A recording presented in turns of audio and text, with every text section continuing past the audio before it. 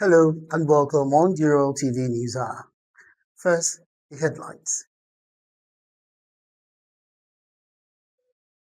Governor Oyebanji Atiku Obi Kwankwaso hail Osun voters as Adeleke secures landslide win.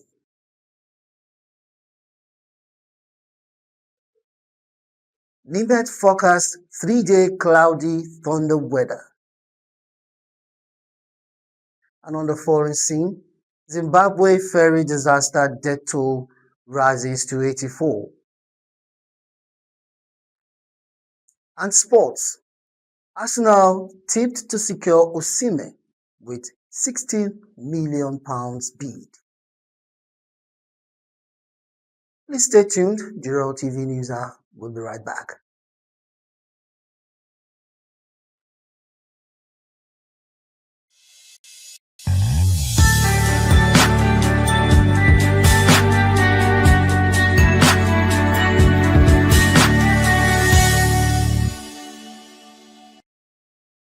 Welcome back and straight to the main points. My name is Olubolade Ogboroko. Now we start from the home front. The State Governor, Mr. Abiodun Oyebanji, has congratulated Osun State Governor, Senator Adeleke, on his re-election following Saturday's governorship poll. Governor Adeleke, candidate of the Accord Party, was declared winner by INEC on Sunday morning. In a statement by his special advisor on media, Incase, Oyebanji described the outcome as a reflection of the wishes of the majority of Osun voters. He urged Adeleke to be magnanimous in victory and reach out to other contestants for their input in the new administration. Oyebanji praised President Bola Ahmed Tinubu for providing a level playing field, which he said reduced tension and made the contest credible and fair. He congratulated the All Progressives Congress APC candidate Bola Oyebanji for being a worthy challenger and applauded Osun APC members for their strong fight, encouraging them to regroup for future elections. While commending INEC and security agencies for a job well done, Oyebanji cautioned that the election outcome should not be misinterpreted as a reflection of Osun's people's sentiments toward President Tinubu or the 2027 presidential elections. He expressed support the President and APC come January 2027.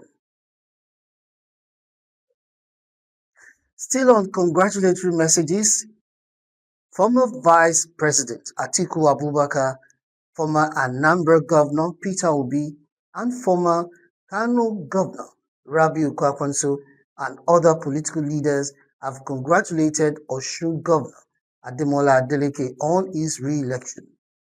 INEC declared Adeleke, who ran on the Accord platform, winner of the August 15, 2026 governorship poll with 511,067 votes, defeating All Progressives Congress APC Bola Oyebanji 444,815 votes, and ADC's Najim Salam 17,180 votes. Adeleke won 19 of 30 local governments. Atiku praised Osun voters for defending their mandate despite alleged intimidation, calling the result rejection of the All Progressives Congress and a forerunner to the 2027 general elections. Obi commended Adeleke's performance and the courage of young voters, urging Nigerians to remain vigilant ahead of 2027. Kwankwaso hailed the people's commitment to democracy and commended INEC for the election's conduct. The Nigerian Governors Forum, led by Chairman Abdulrahman Abdulrazak, congratulated Adeleke and commended all candidates and security agencies for their roles. And now, back to the home front. Exhibitors at the just concluded EKIFEST 2026 market exhibition have given Governor Abiodun Oyebanji a standing ovation, not just for the funfair, but for closing the business loop. The week-long expo held at the historic Fajri Pavilion turned Ado-Ekiti into a commercial melting point, drawing sellers and buyers from across state lines. From local crowds to cutting-edge services, the pavilion buzzed with non-stop transactions, cultural displays, and the unmistakable hum of cash registers. Visitors thronged the venue daily, snapping up goods and immersing themselves in the state's rich heritage. But beyond the chairs, exhibitors dropped a clear message. Next year, turn up the volume on publicity.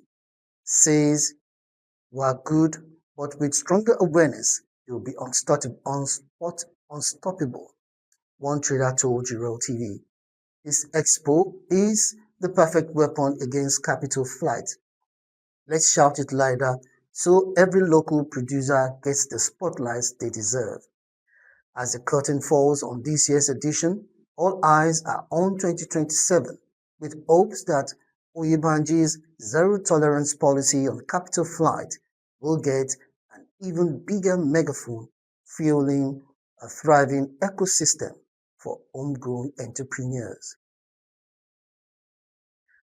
Still in Ekiti State, it was a historic moment in Ekiti State on Sunday as the EKITI for Professional Artists (EKPRA) was officially inaugurated. Jiroltv reporter Okebukebode Blessing Gladness was there and brings this report.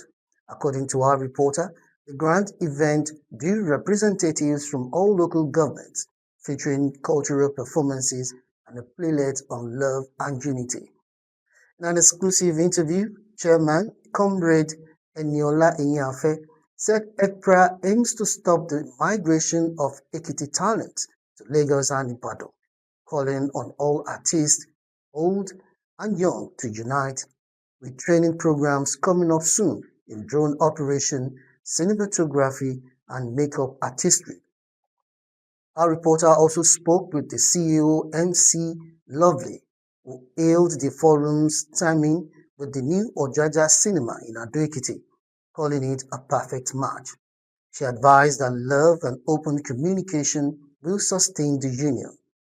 This landmark inauguration signals a new dawn for Ekiti's creative industry.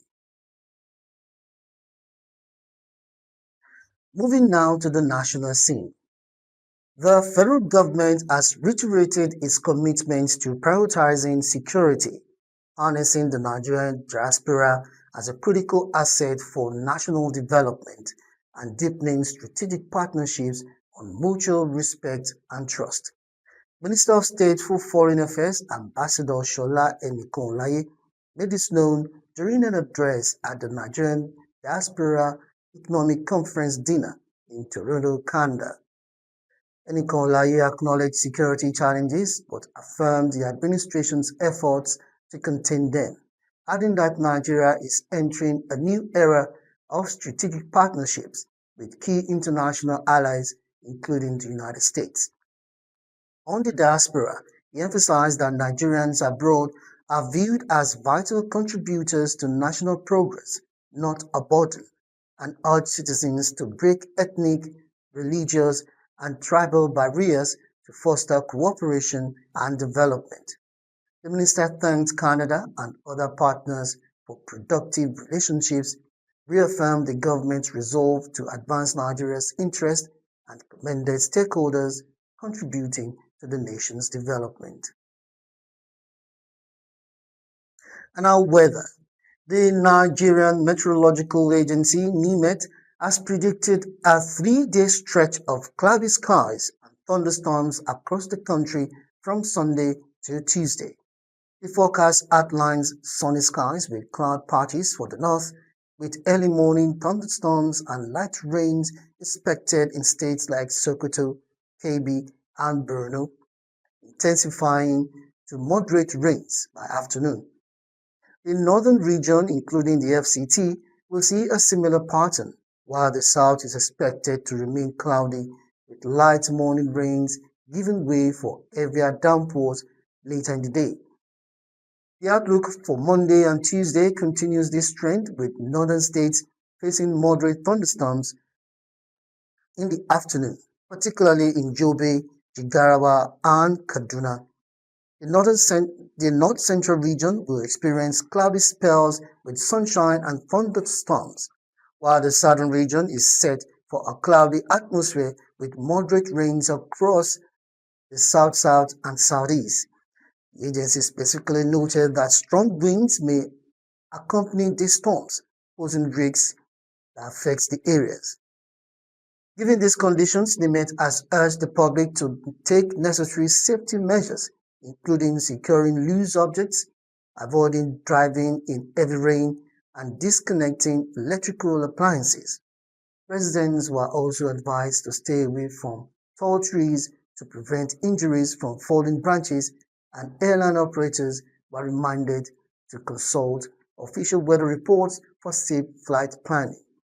The agency emphasized the importance of staying informed through its regular weather updates. Let's now go to the foreign scene. Zimbabwean police have recovered more bodies after a ferry capsized on Lake Kariba, bringing the death toll to at least 84. The overloaded passenger vessel overturned on Tuesday during heavy winds near the Zambian border, carrying as many as 153 people despite a capacity of 90. Search efforts continue and at least 18 children lost their lives. Travel by water is common in northern Zimbabwe due to limited infrastructure, poor roads, and inadequate public transport. Hundreds gathered outside local hospitals on Saturday to identify loved ones. President Emerson Mnangagwa described the incident as tragic and called for immediate action to address serious deficiencies exposed by the disaster. And finally, on the news art, and it's going to be on sports. Premier League champions Arsenal are reportedly preparing an offer of over £60 million to sign Nigerian striker Victor Osimhen from Galatasaray. According to Football Insider, the Gunners have long been linked with the 27-year-old who recorded 28 goal contributions in 33 appearances last season after signing a 4-year deal with the Turkish club. Reports indicate Arsenal recently inquired about Osimhen during discussions over Gabriel Martinelli's potential move to Galatasaray, though the striker deal will be separate.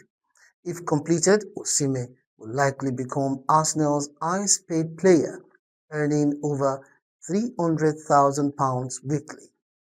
Manager Mikel Arteta confirmed the club remains active in the transfer market, seeking to improve squad quality and depth. Osimhen, who scored twice in Galatasaray's Super League opener on Friday, has not ruled out a move.